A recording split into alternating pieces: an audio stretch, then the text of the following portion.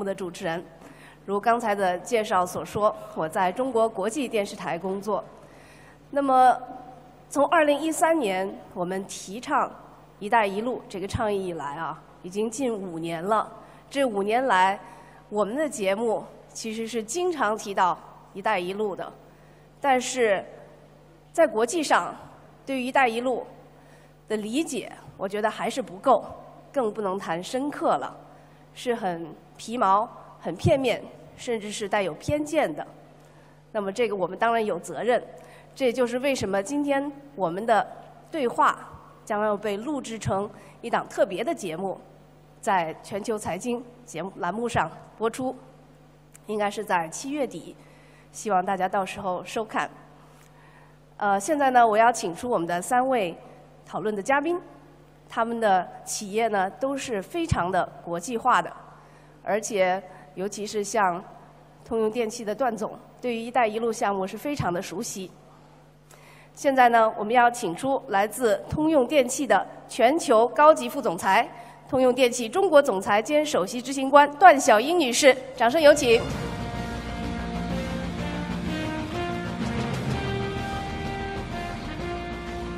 香港新华集团主席蔡冠深先生，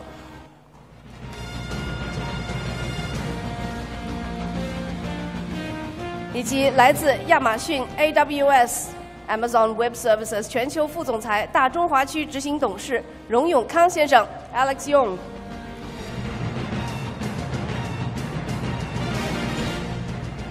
我要特别解释一下，虽然我们都是中国人，但是呢，今天的节目呢，今天的讨论呢，我们会用英语进行。所以，如果您需要的话呢，可以现在向我们的工作人员索取同传的设备。谢谢，谢谢您的理解。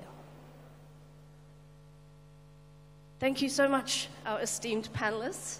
So, we're going to talk about a lot of the best practices in executing projects, I guess, within Belt and Road. We're going to talk about some of the skepticism around Belt and Road, such as perceived lack of transparency, such as the dangers of graft. None of these problems, of course, are unique to Belt and Road. So basically, we're going to talk about the nitty-gritty of the Belt and Road instead of the business slogan. So I'm going to ask you first, Ms. Duan, because the last time I interviewed you, you were talking about setting up a joint investment fund with an investment platform with the Silk Road Fund. Tell us why that's important and how that helps you as a corporation mitigate risks. Great. Thanks for having me here. First of all, General Electric is really the world's largest infrastructure company, and we supply 1/3 of the world's electricity.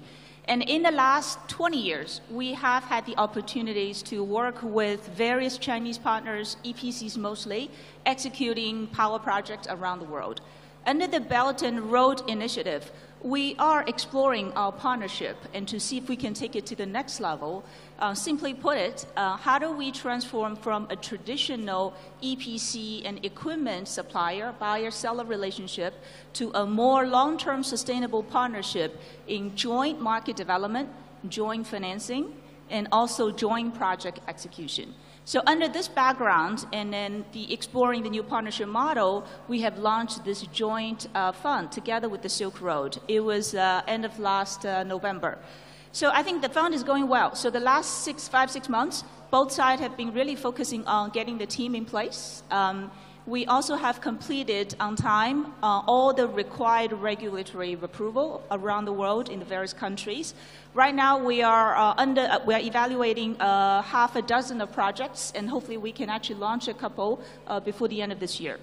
I think if you're really looking at the joint financing, today we have had several successful project execution together with Silk Road Fund prior to this. What we find, and obviously during the process, we have built pretty good trust and relationship and kind of get to know each other better. But during the process, what we also find is for today, a lot of the infrastructure project really requires financing. And in the traditional sovereign fund financing is no longer enough. And I think the IPP, PPP, and how do you tap into the global capital markets are becoming a critical success factor. So the reality today is you will find projects are trying to look for money, capital, and on the other hand side, capital is looking for projects. The key thing here is when you go beyond the traditional sovereign fund, the financial institutions, they need return. So the question is, how do you better understanding the risk of the project? How do you better evaluating the risk? And how do you actually mitigate the risk during the process becoming the key? So therefore, I think this fund really can bring the best from both Silk Road Fund and GE's operating experience on project as an OEM, and also we have our own capital market through our GE Capital. I think it's a win-win situation. Thank you, Mr. Duan. So, Dr. Choi, I mean, you've been operating within the region and also internationally for the past 5 decades or so. So do you think that sort of risk management approach only works for huge conglomerates like GE?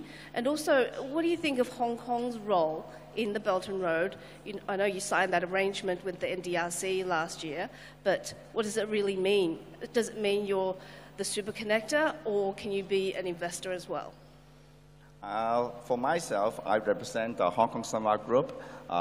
It is a conglomerate with different businesses in the ASEAN countries. For example, like in the food, finance, real estate, infrastructure, and many more.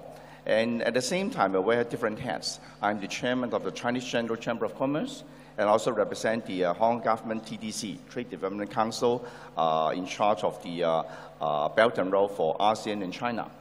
Therefore, we have been there for almost 50 years already.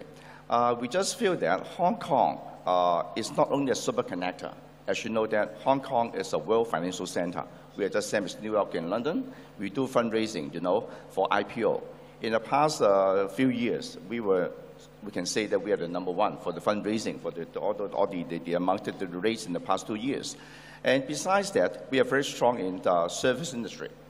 That's why many SOE, when they go abroad, they work with us. Because on the legal side, accountancy, consultancy, all this, I think the strength of Hong Kong. And I would say that Hong Kong is not only a super connector, we are also CIO. That's the term that I use. We are connector, we are investor, and at the same time, we are operator. Why we are investor? In the past 50 years, China has been just an open up policy. I think up to now, still we are the #1 investor in China. We're the biggest investor in China at the moment. And that's why we have jointly with Guangdong built the so-called the World Factory in the Pearl River Delta area in the past 40 years. Therefore, we operate, we invest more than many factories, and we employ more than maybe 20 or 30 million workers in the Pearl River Delta area. Therefore, we invest. And at the same time, we operate. You see, there's so many factories in China, in ASEAN countries that we operate. And at the same time, like the public services, like MTR, we have the mass transit in Hong Kong, airport, and also the port in the harbor, harbor port in Hong Kong. We are the operator. Therefore, we can say that we connect, we invest, at the same time we operate. Therefore, I would like to say that Hong Kong can really play an important role in the Belt and Road Initiative. Okay, so you're going to take all that expertise and work with mainland companies in going on the Belt and Road. Now, the concept of a digital Belt and Road is now being talked about, and this is where I want to ask Mr. Yung from AWS, which is the world's leading cloud provider, about how you see opportunities from the Belt and Road as more companies like GE, like Sunhua, invest more along the Belt and Road countries. Sure, thanks.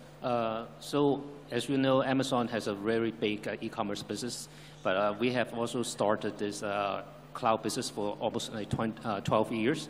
We offer business covering more than 190 countries.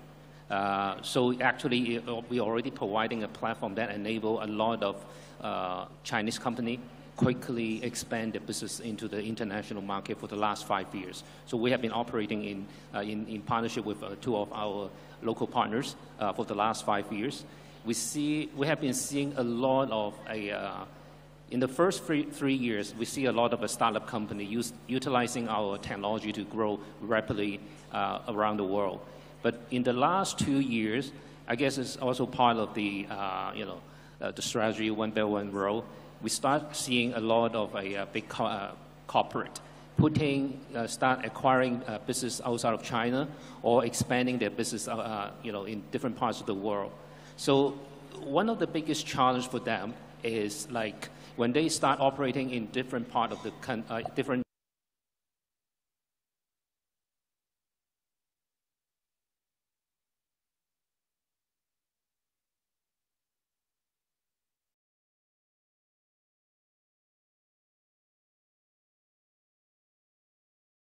For that, Amazon Web Services has been, as I say, we have been operating for the last 12 years.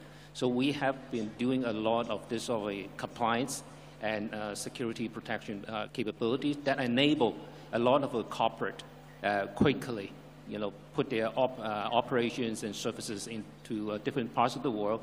Like in February, end of February, we are actually one of the first cloud service providers to have an entire platform comply to the GDPR.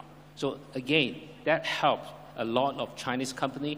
Initially, we see that a lot of them are getting very confused, how to get compliant.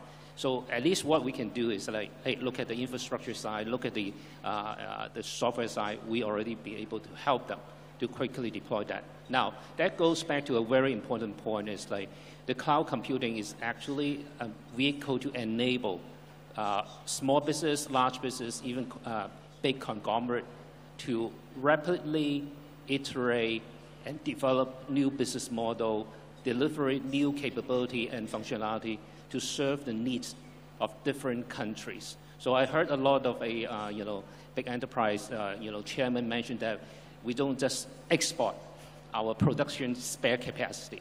We actually, I really like some of the, the saying that actually when the Chinese company going outside of China, they need to understand the local market. They need to serve the needs of the local market. I think AWS or Amazon Web Services can help a great deal in terms of that amount. So. Thanks a lot for that, Mr. Yung. I'm glad you mentioned compliance because I know it's something that's at the core of General Electric. I used to work for CNBC, which was a part of GE, and you should see the forms we have to fill out. But, when you work with these Chinese EPC companies in going abroad, it's good to share the risks, but what about transferring some of that compliance expertise, standardization to the Chinese companies? How do you make sure that in uncertain difficult political jurisdictions that there's no rent-seeking behavior, there's no graft, because it's these things that can really give Belt and Road a bad name. That is absolutely the foundation of everything we do, and I would say this is just part of the risk. So a lot of these cross-border infrastructure projects, because GE mostly were engaged in the power plants, building power plants together with Chinese EPC around the world. When you're really looking at these cross-border infrastructure, there are high risks. There are geopolitical risks, there are regulatory risks, there are commercial risks, there are financing risks, there are project execution risks, and then perhaps later on there's operating risks. So not only just complying with the law in China, but also when you go outside and operating in those countries, how do you apply to the international standards and applying to the law in the given country? And that is just a foundation to do so. And I think GE has learned our way because we've been doing our globalization in the last 20, 30 years. And today, 65% of our revenue is actually coming outside America, around the world. So you have to set the standards high at the beginning. And there's also a learning curve. Don't assume what you did in the past is always the right way to do. There's the other thing is, I think a key part is you can learn from each other. So when you're actually tackling all these kind of risks, not a single company, not a single country can do that. So I think the whole essence of the Belt and Road is all about sharing and win-win. So to successfully execute these high-risk projects, you need to engage multiple stakeholders throughout the entire ecosystem for the infrastructure. That including developers, that including OEMs, EPCs, financing, and government. I'll give you one example. So one of the recent projects that we completed is in the Middle East. It's Dubai. It's the first Middle East supercritical ultra clean coal projects. And the developer is a private partner, PPP between a UAE and a private company there. The EPC is a Chinese company, Harbin Electric International. And the OEM is General Electric. And then if you're looking at the financing, the equity investor is half UAE, half is actually from Silk Road Fund. And then the debt financing is actually a Chinese bank consortium, 7 or 8 banks led by Bank of China. So these projects, they don't just naturally come together. You actually have to build this partnership early on in the process. And then you have to go through the norming and stages to bring everybody to the same and common standards, and compliance is just one of them. Dr. Choi, why don't you share with us some of your experience in investing in Vietnam, Myanmar, and other countries in the region? We have been that part of the world for almost 50 years. I just feel that for this emerging market, most important thing is the political stability for this country before you invest. Actually, we are quite successful in Vietnam. Every people understand that we have been there for long, but actually we have a hard time. You know, in 1975, during the unification of Vietnam, the North and the South, and actually, we contribute all our factories to the new government. But of course, in return, we built a very good relationship, and we can stay until now. And for example, in Cambodia, you know, we have good relationships in the past 25 years. But at the time, there were 2 prime ministers, the first and the second prime minister, Mr. Hun Sen and Mr. Prince Nanale. But when they are not really working well together, they were fighting. Therefore, our investment were gone at that time. And for example, in Myanmar, we have been for 45 years. And when the military government came, then, of course, many things happened. The rules of the games are changed. That's the reason why I feel that in this part of the world, political stability is very important. Second point I would like to mention is Hong Kong is very welcomed by all these ASEAN countries because Hong Kong has a very long time relationship with them, especially the overseas Chinese, you know. We have what we call the World Chinese Entrepreneurial Conference, which was initiated by the past Mr. Lee Kuan Yew in Singapore. There was Singapore, Hong Kong, and Thailand. We worked together to build the World Chinese Entrepreneurial Conference so that we link up all the world Chinese businessmen all over the world. Therefore, this is our connection. Therefore, besides the government, we work well with the local Chinese people who are very influential in the commercial side. This is why we can be quite successful in that part of the world. I just feel that we gained a lot, but at the same time, we also learned a lot from this country. Thanks a lot for the candid sharing. And Mr. Yong, you know, how does technology enable the sharing of prosperity, you know, the way you see it from the AWS perspective? The way that we have seen is like we have seen a couple of Chinese enterprise, well, I would say startups, when they started the business in the US market and also in the European market. Initially, that was in a very early stage. They are all focusing on just taking their Chinese technologies to those markets. But eventually, when they start realizing that they need to meet the needs of those local customers, so they start expanding and start building up their R&D center in the US market and also in European country. So the good thing that we have seen in the last couple of years is that there is a lot of technology innovation. When I say technology innovation, it's not like a business model innovations. So there is a lot of technology innovation by means of all this so-called international research and development labs coming back into China. So I see that it's actually this helped actually a lot of Chinese startups to start adopting some of the really good technology innovation rather than, just targeted at a certain business model and then try to tailor-made to the needs of different countries. So I would see this as making it a lot more sustainable and be more competitive in the whole market. And the other thing that we have also seen is like once this One Belt One Road have been announced, we see a lot of multinational company, particularly the startup around the world, wanted to get into China. But again, because of a lot of regulatory uncertainty, until last year, it's pretty much sorted out. And a lot of those companies really want to start investing and doing their business in China. I see this is, as I say, this is a very bidirectional. It cannot be just like exporting, production capacity to other parts of the world. the way that we see is that the digital economy is like, it has to be directional. It enables innovation from both ends, not just from the supply side, but also from the customer side. So it helps a lot to push the economy to the next stage. So we've only got a few minutes left, I'm afraid, but Mr. Dwight, I'm going to have to ask you, as the China CEO for a US company in these times, it's perhaps a topical question, you know, how do companies view investing as part of the Belt and Road Initiative versus how they see investing worldwide, given what's happening in terms of China-US trade relations? Yes. Well, first of all, I think we live in an unprecedented, volatile geopolitical situation. It's not just US and China trade tension, it's actually around the world. So therefore, I think first of all, from the business side, we have to treat this as a norm, or the new norm going forward. So the question is, how do we adjust our business strategy accordingly? The second one I would say is that business go where the growth is. So that doesn't change. Today in the world, there's still about 1 billion population. Regardless of impediments like tariffs? Well, first of all, I think where the market is, we go. And I think that's just how business is. And I'll get to like how do we deal with that in a second. So today there's about 1 billion population that still does not have electricity. And those are the population that are not even in the developing market. So for us, these are a lot of it around the developing, the countries, but also the Belt Road, the area.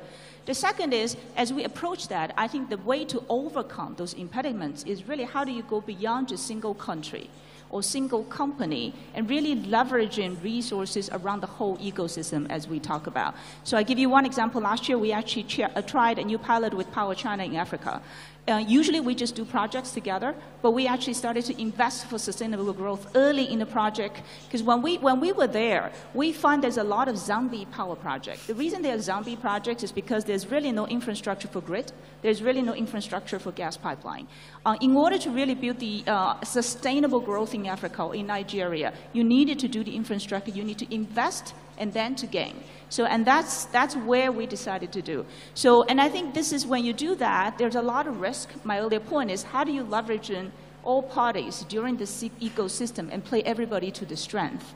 So I think, you know, I think the company to stop or go backwards is not an option. You're going to have to go where the market is. And then learning by doing, and then building long sustainable partnership around the ecosystems that you're playing is key to win. And Dr. Choi, we were talking earlier on about what happens next. You know, what's the next wave in this tsunami of uncertainty? And you're worried about financial markets losing confidence. Tell us more. Of course, today is a very important date, you know. The new situation has arisen, and there's a trade war between China and US. And I will say that not only China, but the whole world. The world has changed already. And for the Belt and Road, I think it's investment and business around the world. I think Hong Kong can still play a very important role. As you know, that China is growing very fast. They are very happy, but at the same time, some countries are a bit worried about China. But Hong Kong is part of China, but we are one country, two systems. We are different. We are part of China, but at the same time, we are same as New York and London. And we are a business city well received by most of the countries.